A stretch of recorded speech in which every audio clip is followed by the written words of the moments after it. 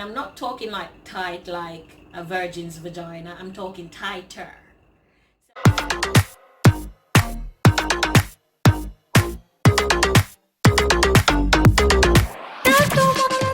And welcome back to my channel. This is your British Bionic Babe, and I want to say thank you so much for continuing to be with me on this journey. I know the last couple of videos, everybody wasn't so happy about it, but I wanted you to understand why this is actually a journey and what is actually happening to me, and how everything that has happened to me actually forms this new normal for me. So let's get into this video, right? So in order for me to actually be discharged from the hospital in July of last year, I actually had to do a final assessment, and that assessment was done at hospital. So I had gotten the clearance to actually be discharged by my orthopedic surgeon, but my other doctors didn't want me to leave without checking if I had any heart problems, if I had any blood clots, or what was happening with my spinal cord. So I went to hospital, and this is actually what the report said. Basically, they did an ECG test, which actually checks for my heart rate, and that was fine. And yeah, the report is on my phone, guys. That's why I'm actually looking at the phone. And my spinal cord, the T2, the T3, and the T7 oh my gosh, the T7 of my spine was actually still fractured. There was no evidence of pulmonary embolism, and I actually found out on that day that I actually suffered a fractured right rib. In that test, I really was not aware that I had a fractured right rib, because nobody told me that. The 1 month that I was in the hospital for, nobody really told me that I had a fractured right rib. Also, what they did not tell me that hospital also picked up is that the bones in my face were fractured. Like, all the bones in this beautiful face was fractured. I didn't know any of that. Anyways, that really didn't stop me from being discharged from the hospital. So we're gonna start writing down dates, right? So my accident was June 30, 2019, and I was discharged from the Falmouth Hospital on July 30, 2019, and I was placed into the care of my parents, because who else was I gonna go home to anyways? So my physiotherapist is Kevin Christie.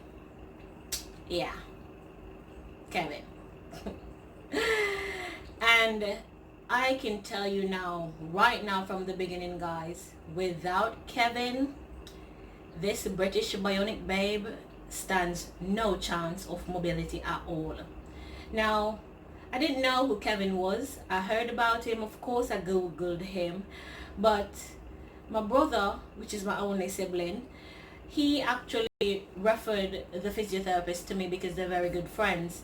And my brother is a very logical, systematic man, and he was very shaken up by my accident. I mean, if I didn't know my brother loved me any other time, I surely saw that when this accident happened, he has nothing but love for me. And you all know the stories that I've told you about my brother being here and me accepting him as my brother when I was small.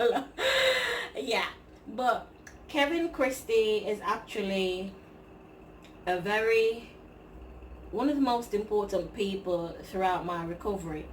And Kevin actually has a bachelor's degree in physiotherapy, and he has a doctorate in physiotherapy which specializes in musculoskeletal conditions. Yeah, I had to literally write that down, because brain damage, I ain't gonna remember all of that. So Kevin did not waste any time at all, and as you can see, today I'm coming from a different part of my house, and this is actually the room that has been my new home in my home for the last couple of months. So all those medals that you see there, no, they're not mine. Yes, I was an active child, and I did swimming and track and all the cheerleading for 14 years. Yes, a fit girl could go on a pyramid. But those medals you see there, They're actually from my brother. He was also very active. He did football, he did track and field, he did swimming. And as he got older, he became very authentic. He went into debate, he went into student council at Montego Bay Community College. He's very well established, and he is an overachiever like his sister. We get it from my father.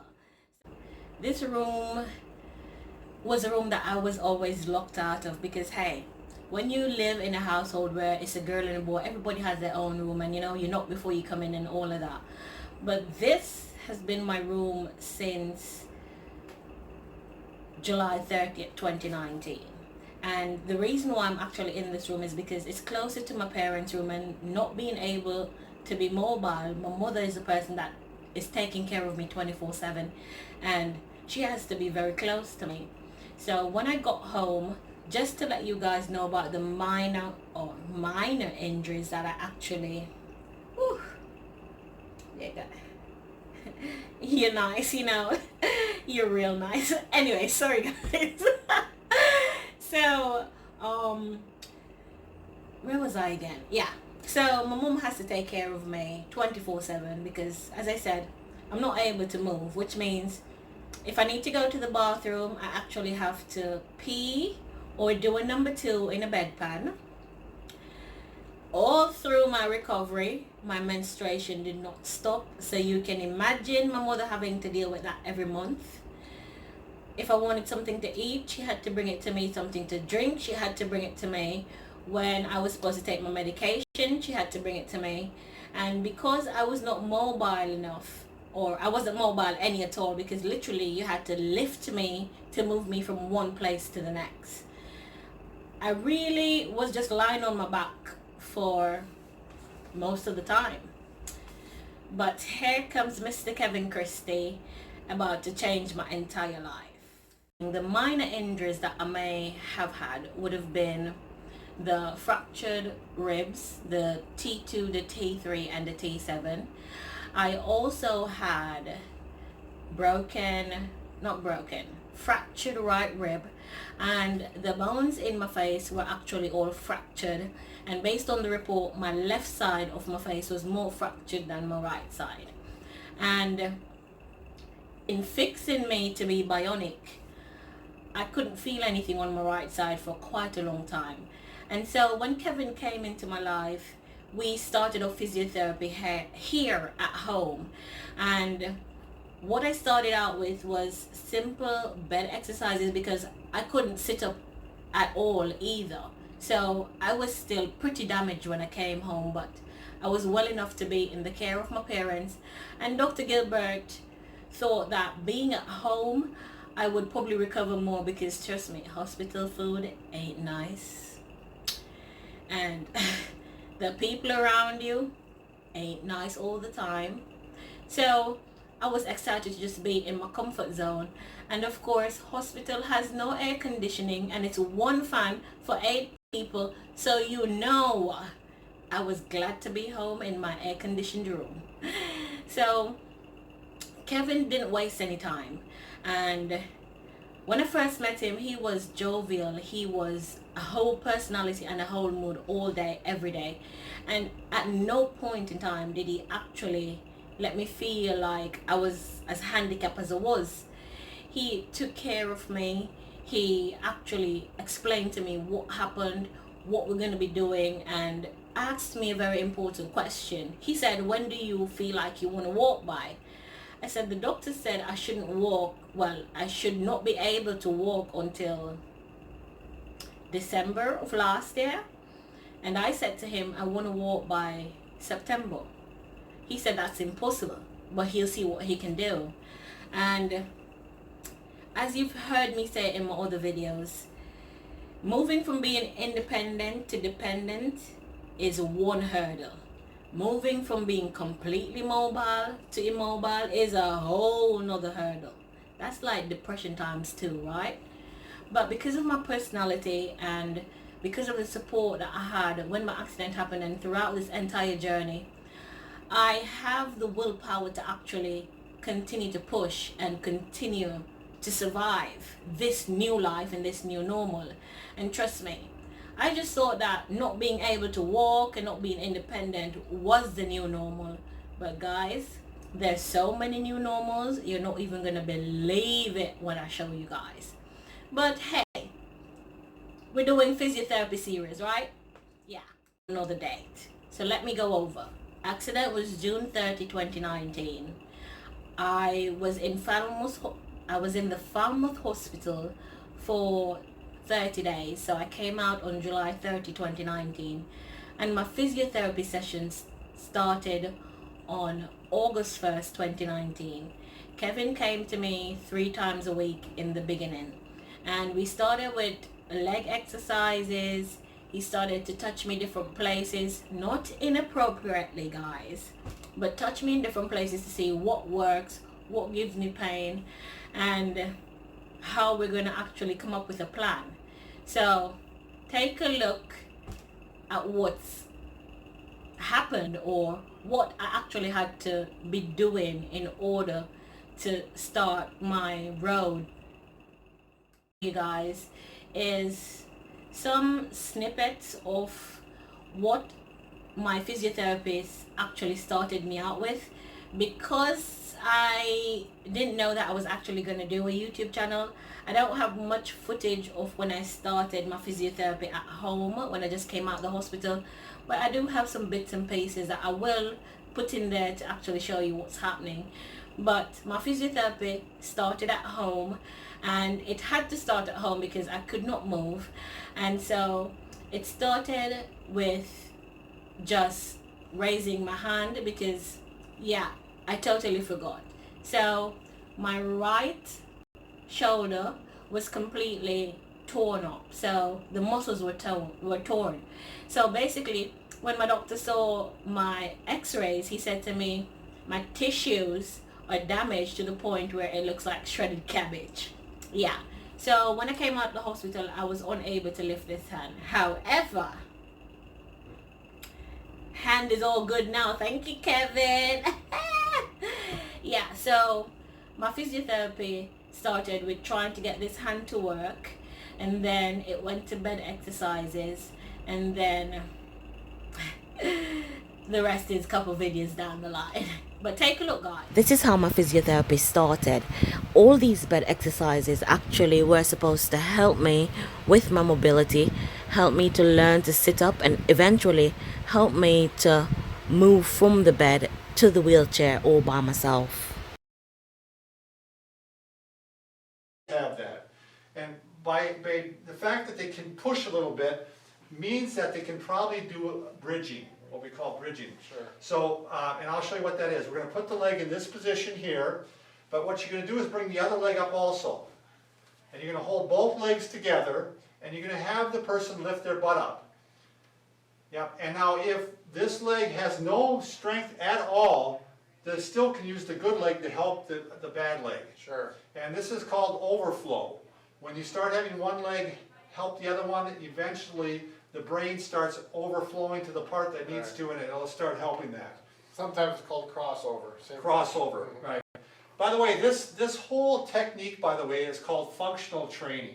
What you're trying to do is train the body to do something that they're going to do in their activity of daily life. You know, like so. Right, the arm that's affected, he's going to grab it with the good arm around by the wrist like this, and he's going to bring it over this way and work on this pattern right here. So he starts down here, palm down, palm up, palm down, palm up. We're getting some rotation of the body. He's crossing midline. These are things that don't mean anything to you, but this all helps. And then, yeah, eventually we can start working on putting the two together, where you can bring the one leg up or even both legs up, and you can work on going like this. So eventually you can work on the fact that he's going to do phase one of getting out of bed.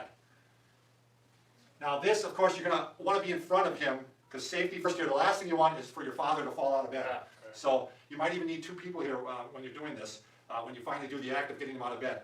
So now we're going to put the two together. If this leg doesn't stay up, you can go ahead and put it down. You can put it down like that. And now you're going to have, again, grab the wrist, and he's going to go over like this, and you can push with this leg, and now you can be right here to make sure he's not going to fall out of bed. And then when we get to this phase, what he's going to be doing with this arm, he can do one of two things. He can push up from the bed with the good arm, which is going to help him lift up, or he can actually push it off the other arm and take some weight through it. Okay?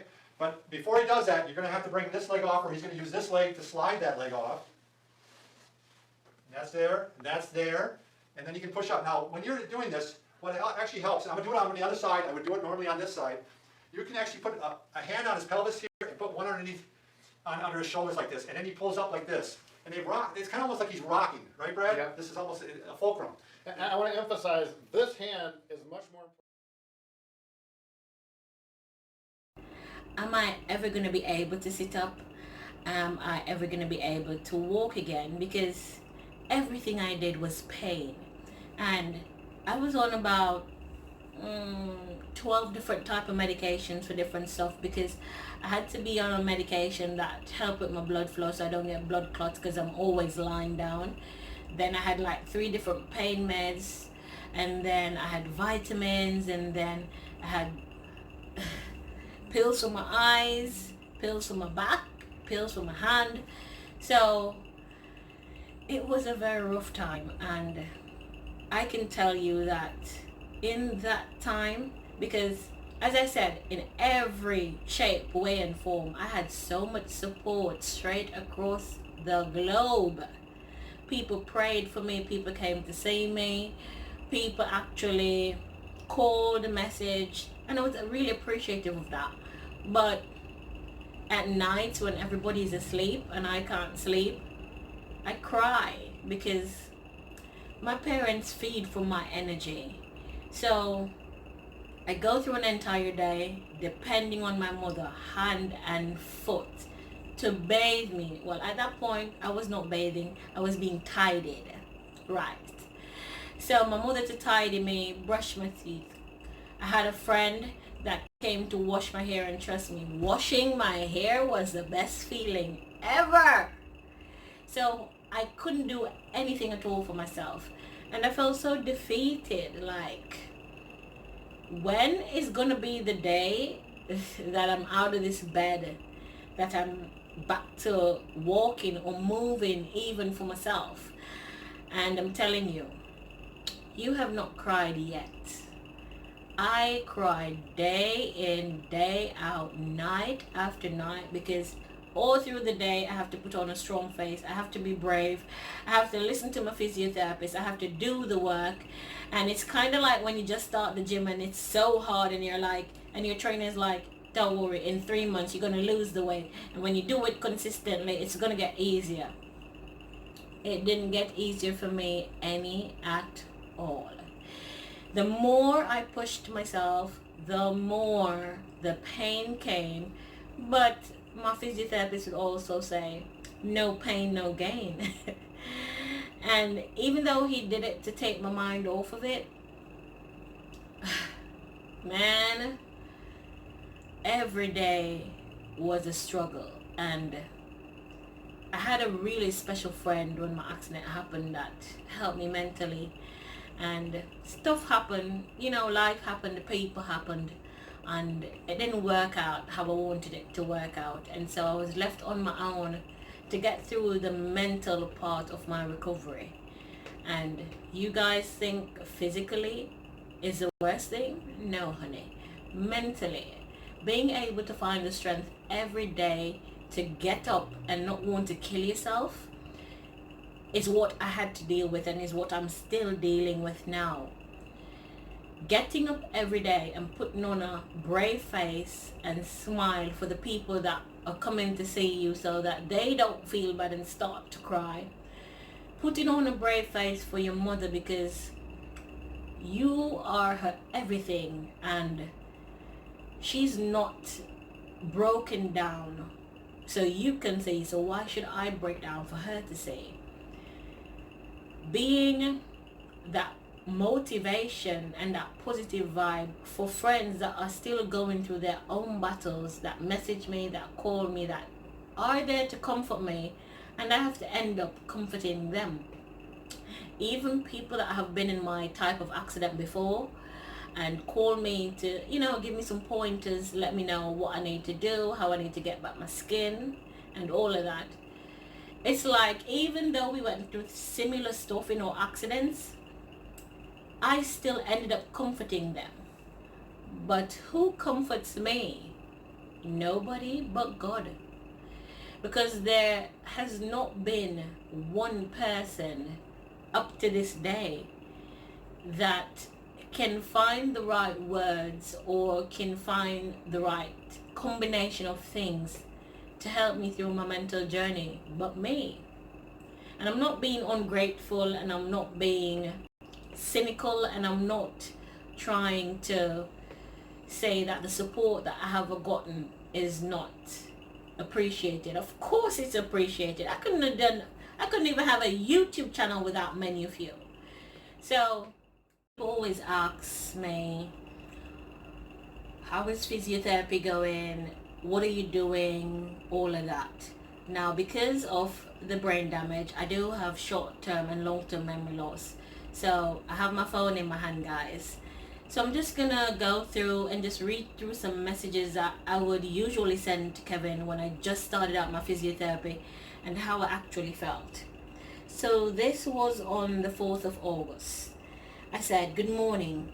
I don't know what's happening, but my legs only behave and work when you are here. My right groin hurts me the entire night like it's on fire. I did not sleep. I couldn't move or anything. The only thing I did yesterday after you left was roll onto the right leg, and when I was ready to start the exercises, the grind was already in full effect. Right now, I have no pain on the right, but scared to move it. Now the left foot starts to behave like it wants to pain me, and the knee and the groin is still hurting." This was on August 4th, right?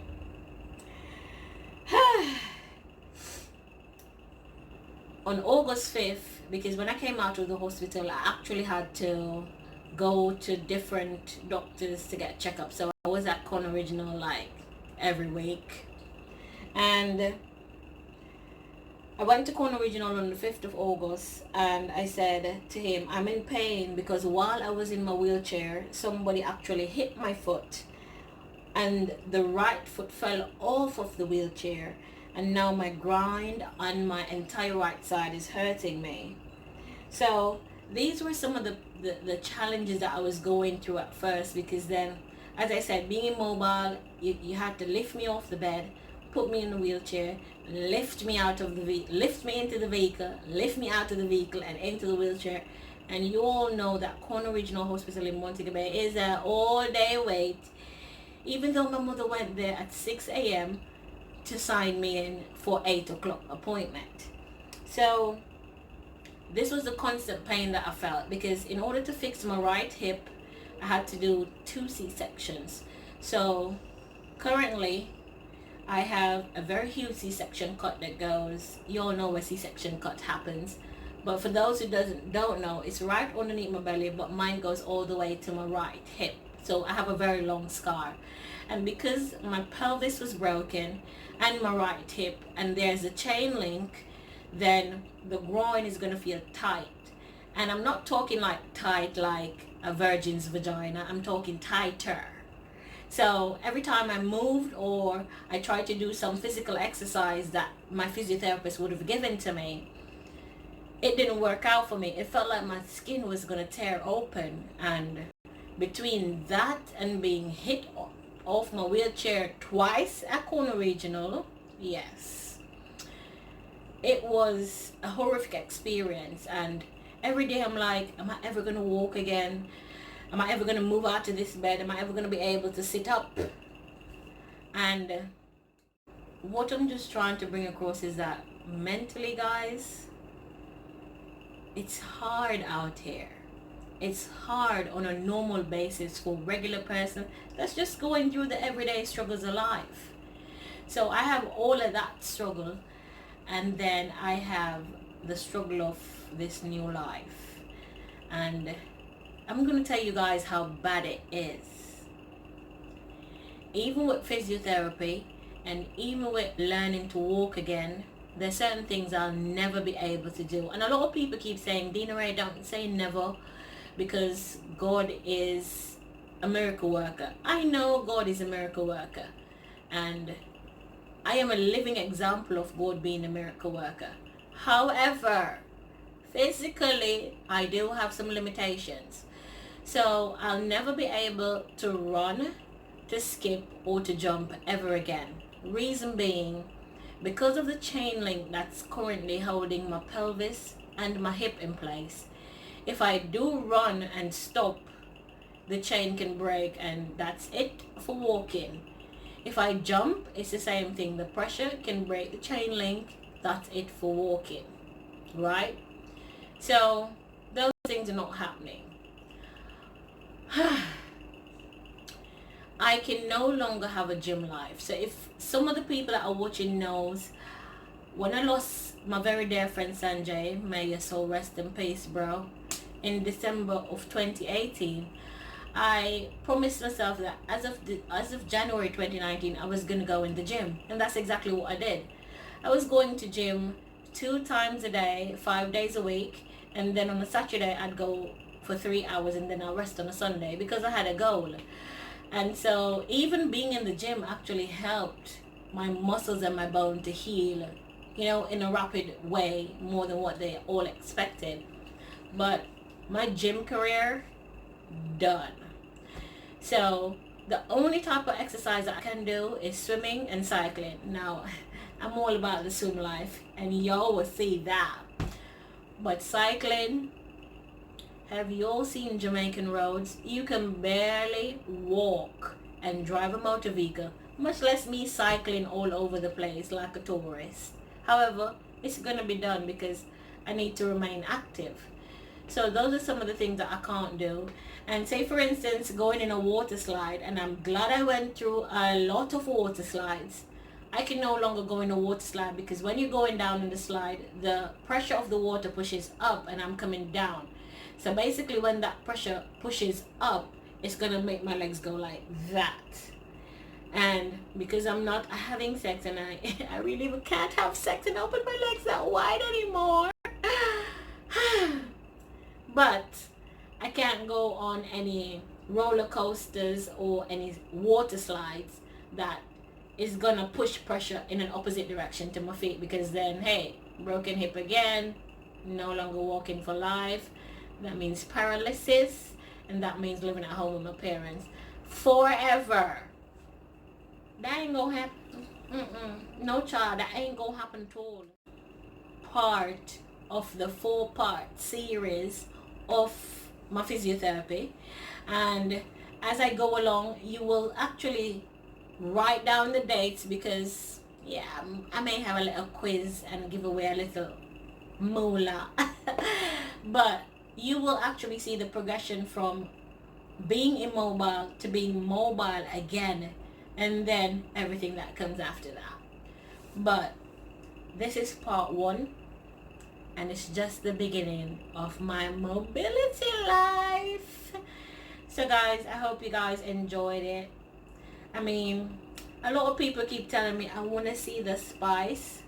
The spice is coming. I just have to take a minute and take me in. Yes, I am the British Cyclops, but I am a cute Cyclops, ain't I? Yeah. Anyways guys, thank you so much for watching my channel. It's been a pleasure. What I'm gonna try to do, guys, is upload at least 2 videos per week so we can get to the current stuff, and so you guys can see what's actually happening, because currently the corona ain't the only thing that's on my agenda. But guys, thank you so much for watching my channel. Please remember to wash your hands, sanitize, do the whole social distance thing, and remember, like, comment, share, subscribe, hit the notification bell, because I'm happy that you all are here with me, and I'm happy that I have a medium where I can talk to people can give me their feedback, and I get a chance to dress up while I'm on a house arrest for like ever. So guys, thank you so much. British Bionic Babe loves you always.